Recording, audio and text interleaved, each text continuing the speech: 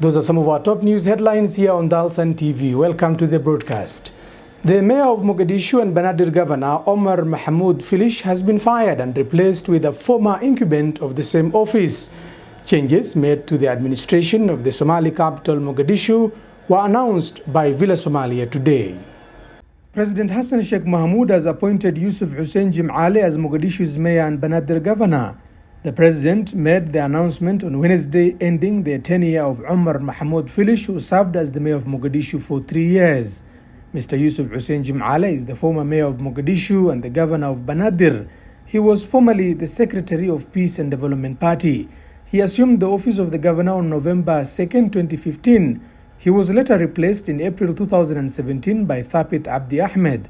Yusuf Jim'ale is a close confidant and ally of President Hassan Sheikh Mahmoud.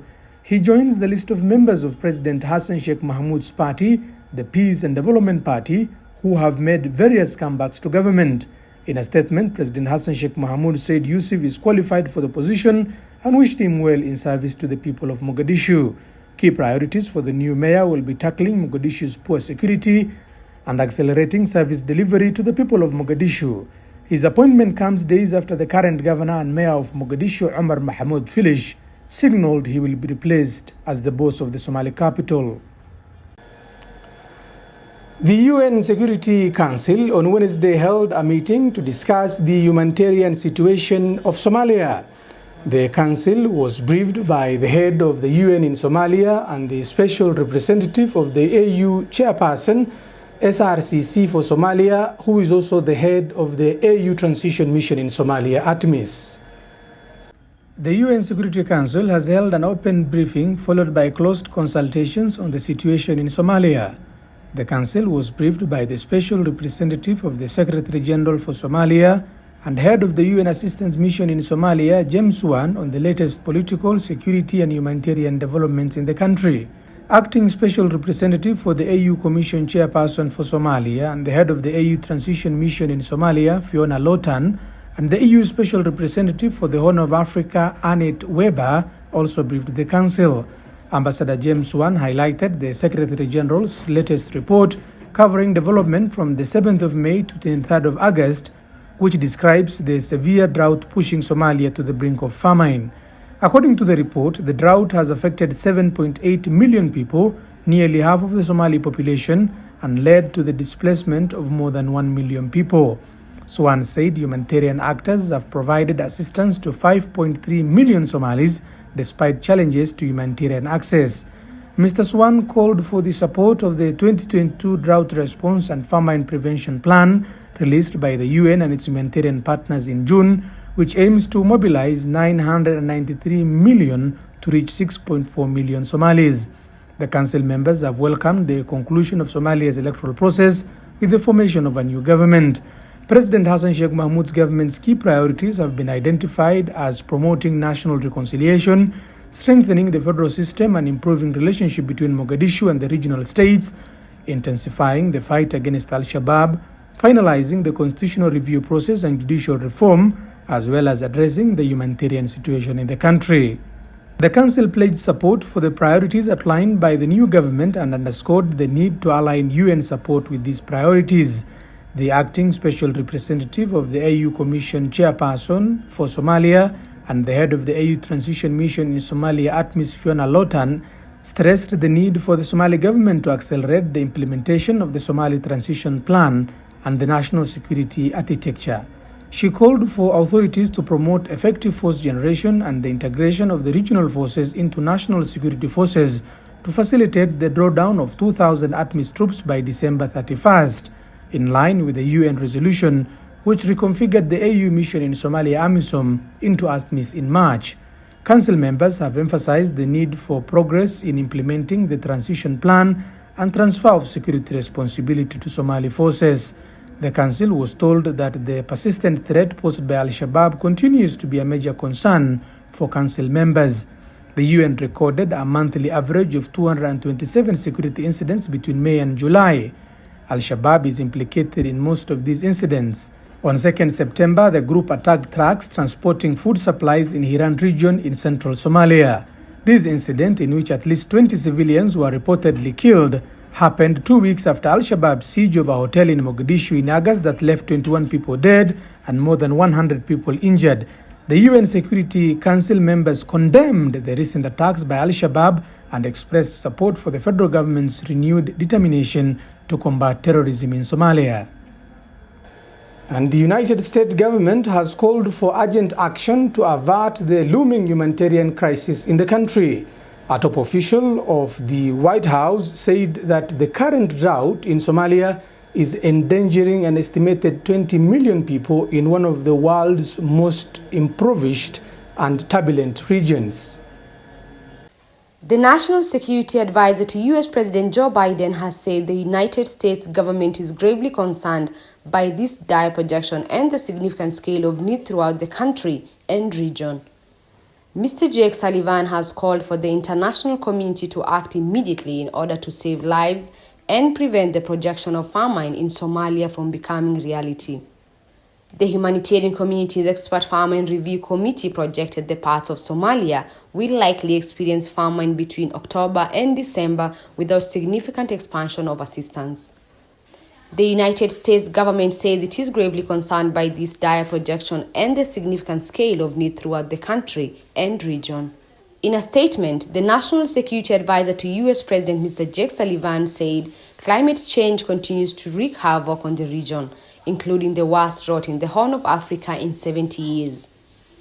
On top of this, Russia's full-scale invasion of Ukraine increased the cost of food, fertilizer, and fuel, further exacerbating humanitarian needs and making assistance more expensive, thus limiting its reach. The hunger crisis in Somalia is primarily the result of a drought of historic severity. 4 consecutive rainy seasons have failed and forecasts for the 5th are poor. This is compounding the effect of other recurrent climate shocks, coupled with conflict and instability that exacerbates hunger and restricts humanitarian access. This is compounding the impact of other recurrent climate shocks, coupled with conflict and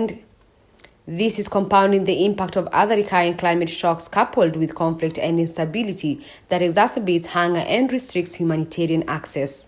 Food prices in Somalia were already rising sharply due to drought-induced livestock deaths and poor harvests.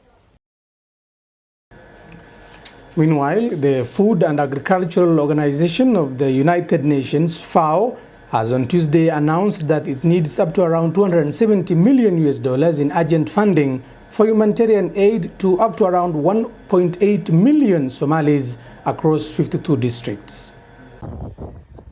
Famine is looming over part of Somalia and lives of millions are at risk. United Nations want, calling for immediate scale-up of assistance to devastated rural communities. Part of Somalia are projected to experience famine as of next month if humanitarian aid is not significantly and immediately scaled up, according to a new food security and nutrition analysis released this week. 4 failed rainy seasons in a row, combined with increasing food prices, conflict, and COVID-19, have brought the country to a tipping point, where the number of people in need of urgent humanitarian assistance has increased from 4.1 million people at the start of this year to 7.1 million people between June and September of this year. Today we have a statement by a group of independent experts who have validated the analysis done, which points to a projection for a famine in 2 parts of south-central Somalia between the period October to December this year. The people facing famine and extreme hunger in Somalia today are overwhelmingly livestock owners and rural families, whose existence depend on the survival of their herds that are dying at an alarming rate due to prolonged drought. Funding levels remain low at about 22%, and FAO in Somalia urgently requires more than $270 million to assist 1.8 million people across 52 districts with immediate life-saving and livelihood safeguarding support. FAO is scaling up its drought response famine prevention to meet immediate needs of 1.8 million Somalis. We're doing this through at-scale cash distributions, putting money into the hands of the most vulnerable so they can buy what they need. And importantly, we're doing it through support to animals. We have to keep livestock alive. Animal treatment, animal fodder, water for animals to be able to survive. This is the core part of our famine prevention and response. During the previous famine in Somalia in the year 2011, about half of the 250,000 of total deaths occurred before the famine was officially declared. At least half of the victims were children. A famine is declared when an area has at least 20% of a household facing an extreme lack of food.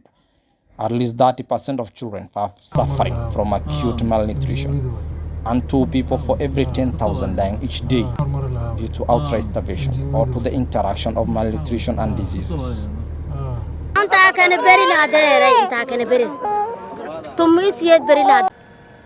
The president of the self-declared state of Somaliland has cautioned that the state might not be in a position to hold elections for the president and that of the political associations at the same time. Hargeisa was scheduled to hold both elections in November. Somaliland's President Musa Bihi Abdi has said that the government has not enough resources to register voters and conduct party primaries as well as the presidential election scheduled for November at the same time. Mr. Musa Bihi Abdi was speaking during the swearing-in of the last remaining electoral commissioners who were on Tuesday unanimously approved by Parliament.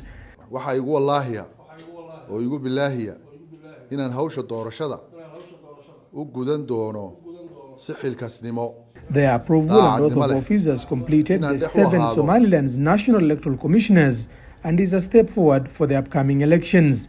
In June of this year, the same 3 members lost vote of confidence in Parliament for allegedly being political allies of incumbent President Musa Bihi Abdi. President Bihi directly appointed the 3 members of the Electoral Commission, but 2 of them lost vote of confidence and asked the president to replace them with new members. Mr. Bihi said the process of the election is expensive for a developing country like Somaliland. Musa Bihi wants the process to take at least 1 year.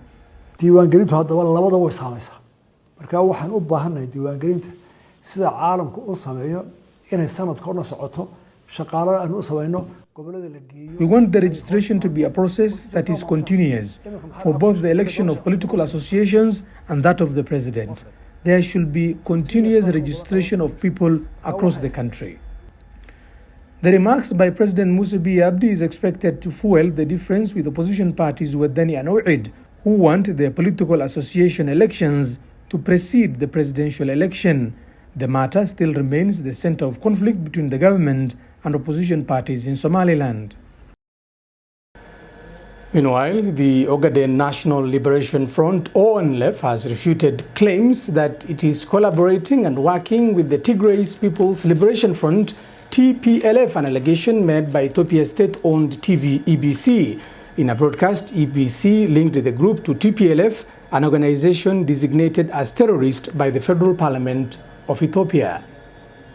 In the now deleted post, the TV also claimed that apart from ONLF, TPLF rebels are also working with the Somalia-based militant group Al-Shabaab. In a statement, the Ogaden National Liberation Front, ONLF, said it has a constitutional mandate to operate in the country peacefully as it signed a peace agreement with the Ethiopian government and chose to actively participate in peace building in Ethiopia as a whole and the Somali region state in particular. The ONLF was removed from government of Ethiopia's list of terrorist organizations in 2018 when they announced a unilateral ceasefire, and the Somali regional president Abdi Ilay, who oversaw a brutal counter-insurgency campaign in the region, has been replaced. The Ogaden National Liberation Front, ONLF, has been engaged in armed struggle against the government in Addis Ababa. The ONLF is a separatist rebel group fighting for self-determination for Somalis in the Somali region of Ethiopia. The group demands autonomy of this region and has claimed several attacks since 1994 aimed at the Ethiopian forces in the area. The delisting of ONLF as a terrorist organization have had a positive impact on the prospect for peace in the region and has paved the way for ONLF to engage in legitimate political activities inside the country, and some ONLF leaders have already returned in the country. And with that story, we come to the end of this broadcast, an English edition of news from Dalsan TV covering the latest news from Somalia and around the world. My name is Eunice Deko. Until we meet again, keep it Dalsan TV for the latest news from Somalia and around the world in both English and Somali.